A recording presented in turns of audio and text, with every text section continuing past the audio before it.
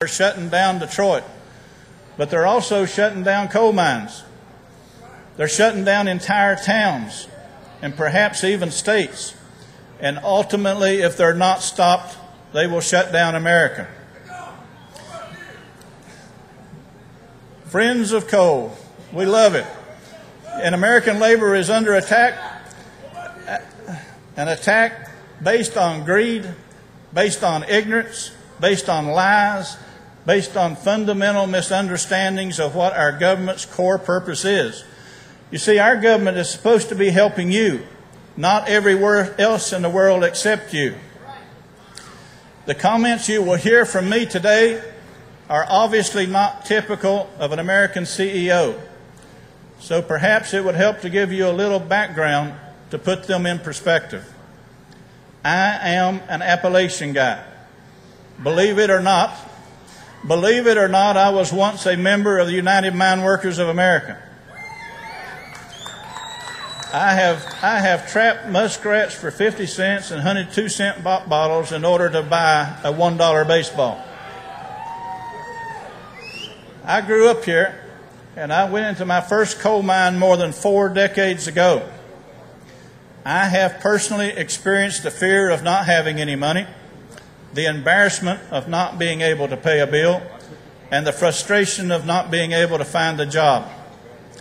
I understand what it is to worry about real problems here at home instead of make-believe problems in Washington, D.C. In my youth, our government was dedicated to making America great. We wanted to be a superpower. We wanted to defeat communism, and we wanted to grow America's economy.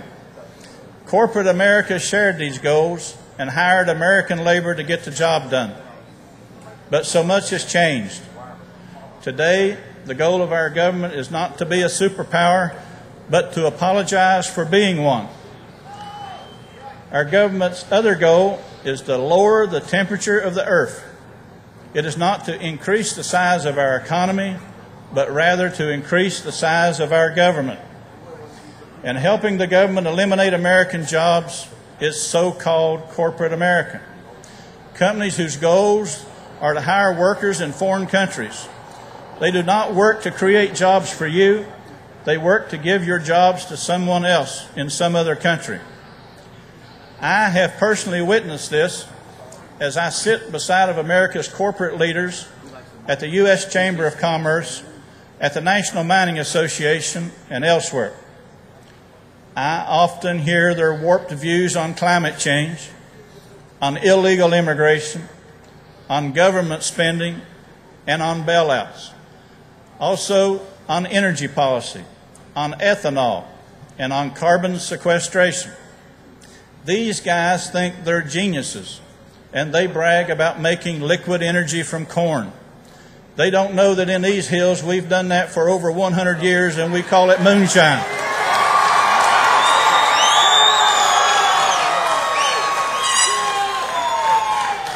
More seriously, I often witness a clear lack of patriotism in these corporate meetings, and I often see the manipulation of the truth.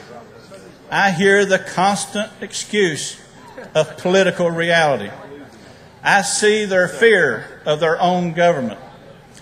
Today, as managers and producers of domestic energy, you and I endure the dishonesty of our own government.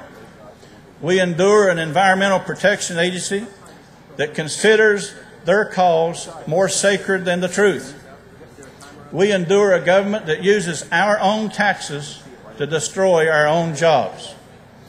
We also endure a mine safety and health administration that seeks power over coal miners versus improving their safety and their health.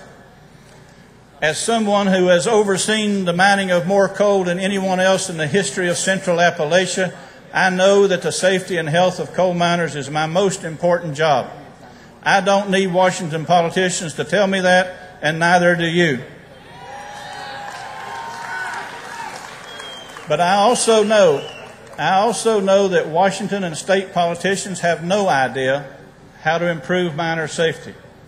The very idea that they care more about coal miner safety than we do is as silly as global warming.